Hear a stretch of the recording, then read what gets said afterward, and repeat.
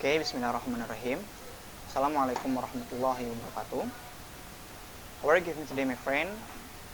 We hope that all of you always in good condition and good situation.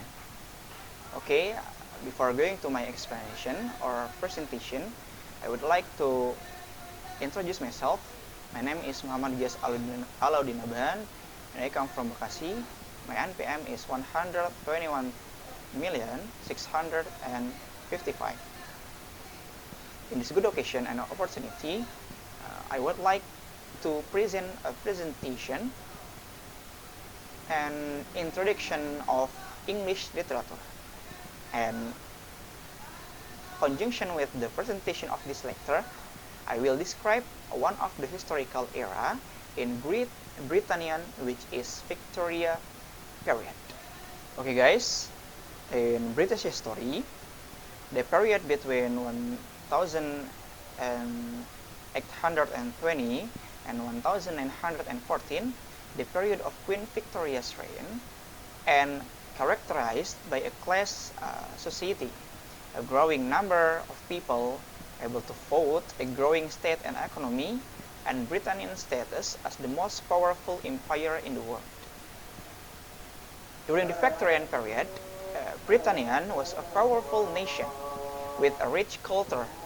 It had a stable government, a growing state, and an expanding franchise. It also controlled a large empire, and it was a wealthy in a part because of its degree of industrialization and its imperial holdings, and even though 3 until 4 or more of the population was working class. Late in the period, Britannia began to decline as a global political and economic power relative to other major powers. Particularly, the United States, but this decline was not actually noticeable until after World War II. So, let's us say that Queen of Victoria ruled Britain for over 60 years. During this long reign, the country acquired unprecedented power and wealth. Britain's reach extended across the globe because of its empire or political stability and revolutionary development in transport and communication. Many of the intellectual and cultural achievements of this period are still with us until today. Okay, now let's we move on to discuss the social status of the Victorian period.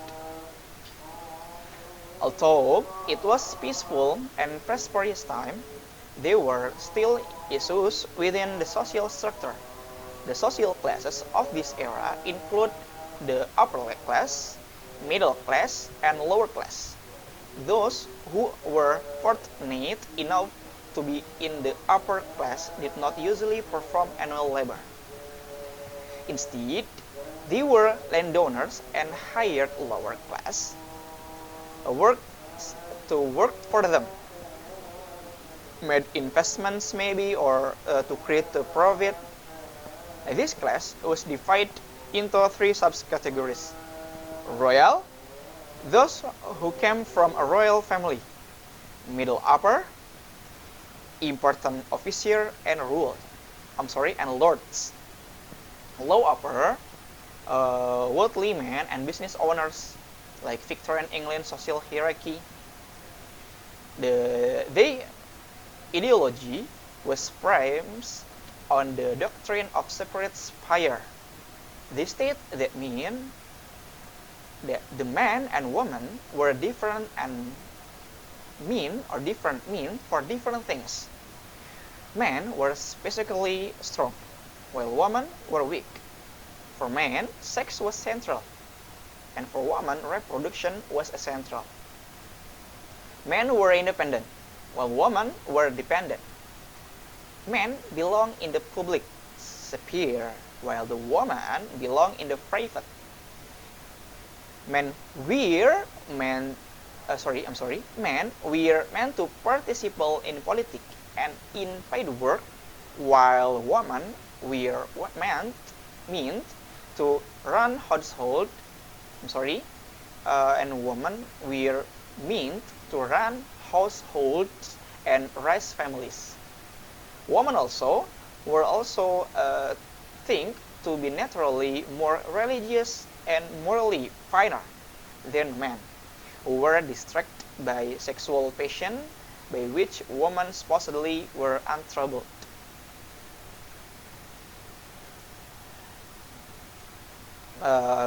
And those are explanation for me from social class or from picturesque society. Now, it is the dynamic of government and politics that took place in Victorian times. The formal political system was a constitutional monarchy. It was in practice dominated by aristocratic men.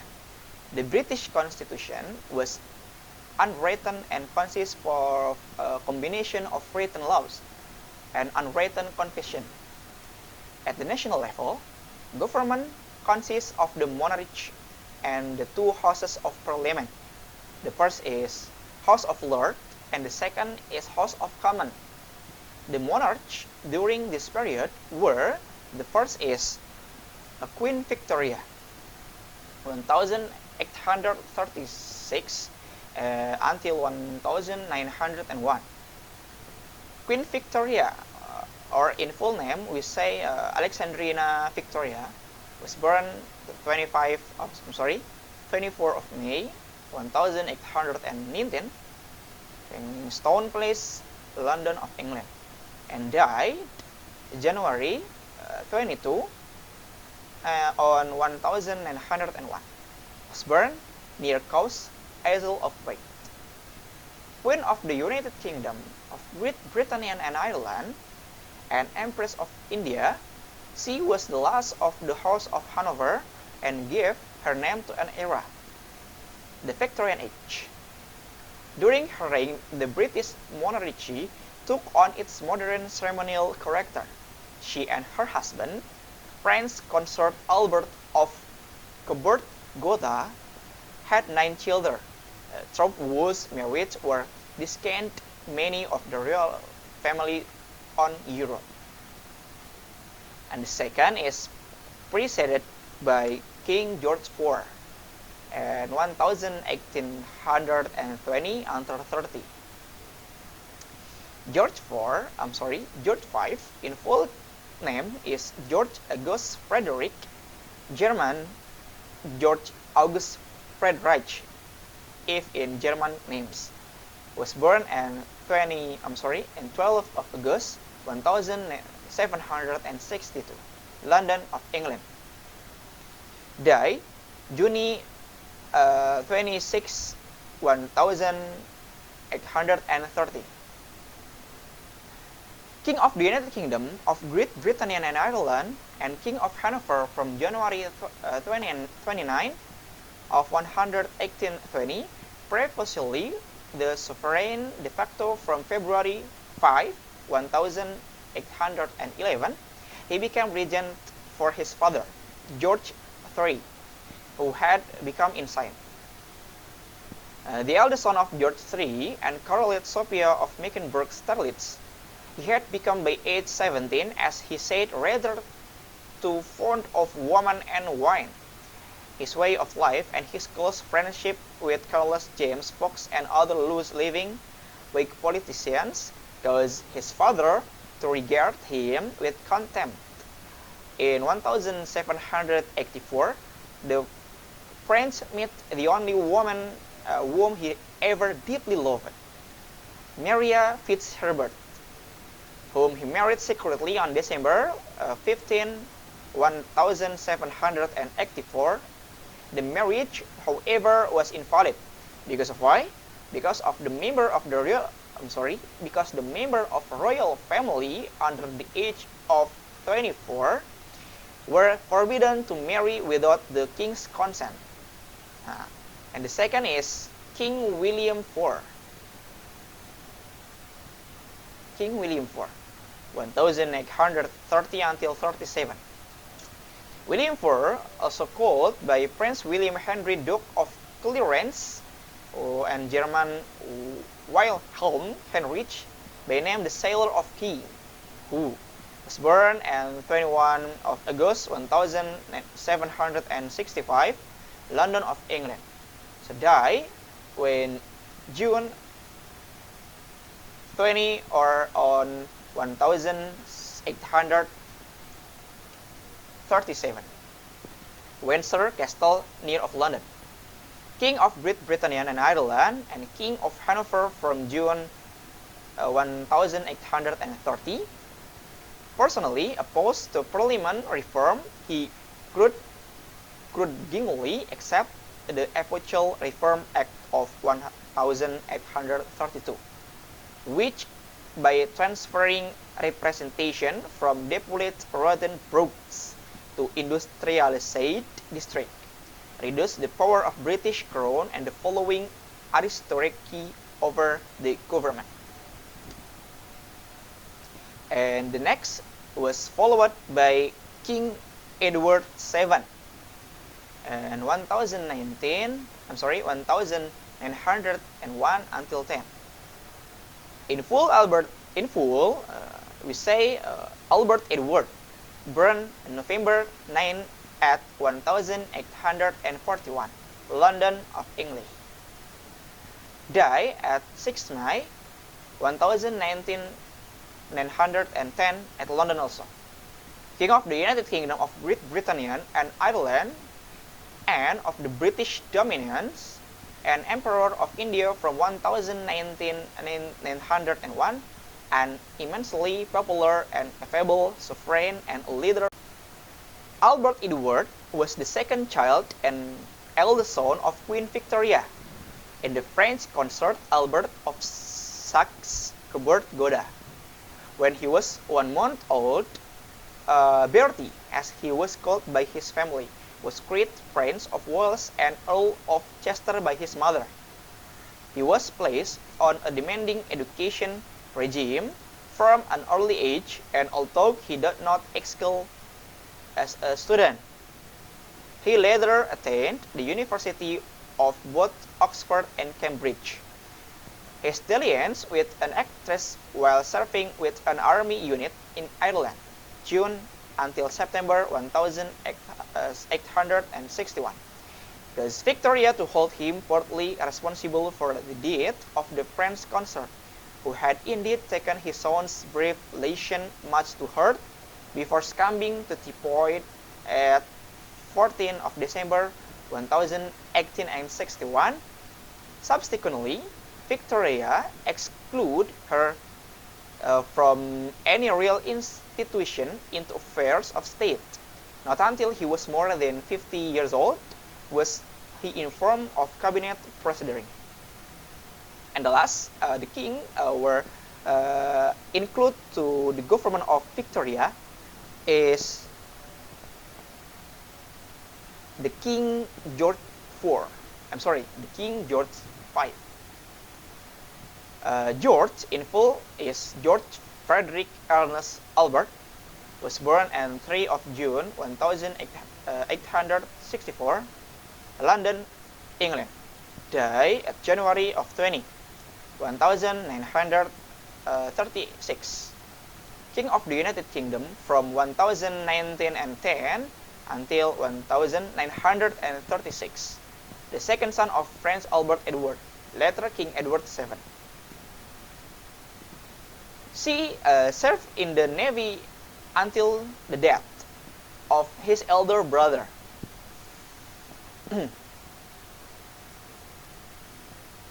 Prince Albert Victor. Both the need for more special training as the eventual heir to the crown, Great Duke of York, May 1892. He married on July 1893 by or with Princess Mary of Teck, who had been his brother's fiancée created Duke of Cornwall and Prince of Wales after his father's accession. His success with his father on May and was crowned of June 22, 1911.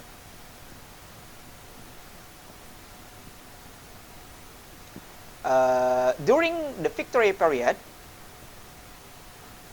the House of Commons became the center of government, the House of Lords lost power, and the monarchy transformed into a symbol of the nation.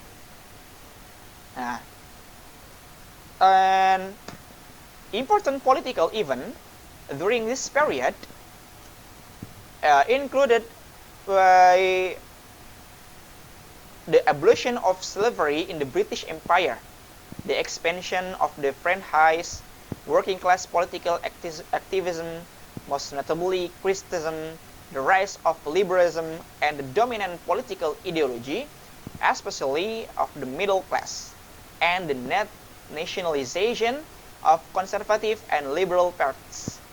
At the emergence of the British Labour Party in 1906, the growth of the state and state intervention were seen in major acts that limit hours for factory work and miners, in the Public Health Acts, and in the provision of elementary education by the state.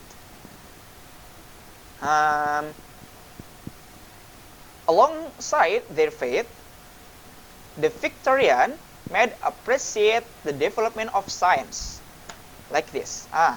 Now we will discuss about intellectual progress in Victorian period. The best known Victorian scientific development is that of the story of evolution. It is typically credited to Charles Darwin, but versions of it were developed by earlier thinkers as well, and the pseudoscience of eugenics was an ugly outgrowth of Victorian evolutionary theory. Victorians were also fascinated by the emerging discipline of psychology and by the physics of energy. So, except the intellectual or knowledge in Victorian period, there are also a number of architecture made and created by people living during the Victorian era, whose architecture is a reference for a modern architect today. The profession of architecture is largely a Victorian invention. In the 18th century, it was common for architects to act as developers and surveyors as well. But by the 1820, that rule had been relaxed, leaving architects free to experiment with a variety of styles, like Westport, Bedfordshire, was built in French style by two Earl de Grey in the 1830. Yes. Its first president was Earl de Grey, who had designed his own house in the 1830 at Westport, Bedfordshire, in a French Baroque style. Such amateur architects had largely disappeared by the end of the century. The designer of many England and 19th century buildings were the largely anonymous in-house architects of building firms such as Thomas Cabot. Cabot himself built large part of Belgravia and Pimlico in London, as well as Osborne House on the Isle of Wight for the royal family. And the second is the Durbar Room at Osborne House on the Isle of Wight, complete in 1892, reflect Queen Victoria's long-standing interest in India. Designed by Rai Bam Singh, one of India's foremost architects. The room was inspired by the architectural tradition of North India, pushing Hindu and Islamic decorative features. thing in the building world had just such of an impact on the look of Victorian buildings, the contribution of architects. The arrival of the railways have firms such as Cabot a national reach and mean that, for example, wheel sleds largely replaced tiles in many parts of Britannia. Other technical development include iron frame, construction, plate glaze, terracotta, and polished granite. Broadwood Hall, Yorkshire, built during the peak site of country house construction. Good. And the next is Santa Mary Church at Studley Royal, North Yorkshire, is one of the finest examples of Gothic revival architecture in England. It was designed in the 1870 by William Bourges, who combined medieval Gothic elements from across Europe to produce distinctly Victorian buildings. In the middle of the century, however, classical style were being fiercely challenged by the Gothic revival. Nah, this was promoted by its adherents for a number of reasons. It was regarded as the national style, which is why it was chosen for the design of the new Houses of Parliament after the old palace of Westminster was destroyed by fire 1834. It symbolized the traditional identity of Christianity and thus became the preferred style of Anglican churches. Okay, guys, in the Victorian era also, spanning the duration of Queen Victoria rule from 1837 until 1901, is characterized by the expanding horizon of education and literacy, as well as by increased desire of the people to question religion and politics. During this time period, publications such as Mark and Engel's Communist Manifesto in 1848 and Darwin's Origin of the Species in 1849 served as catalysts for political and religious controversy. This new nation of government and science signaled a turn from the idealism of the Romantic to a more empirical worldview. The Victorian era also marked a time of great economic growth, technological discovery, and industrialization. Many writers reached to both of wonder of this industrial revolution as well as to the troubles of an industrialized society. Also during the Victorian era, the influence of literature became more prevalent in society as reading evolved into a social pastime indicated by the increasing literacy rate. At the era's beginning, in 1937, it is estimated that approximately half to the adult male population was literate to a certain degree.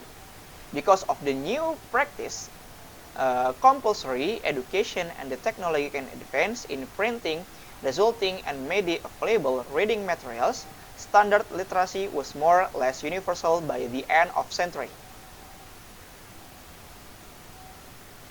And print culture was also large and diverse, aided by relatively high literacy rates. There were hundreds of magazines and newspapers playable at ever cheaper price. The 1880 saw the emergence of the new journalism, which drew in readers with pieces on violent crimes and scandal in high society. Novels were another key feature of Victorian print culture. By mid-century, Britons of all classes could afford and read novels. Some were aimed at highly educated and well-off people. Others at less educated readers looking for appealing and exciting story.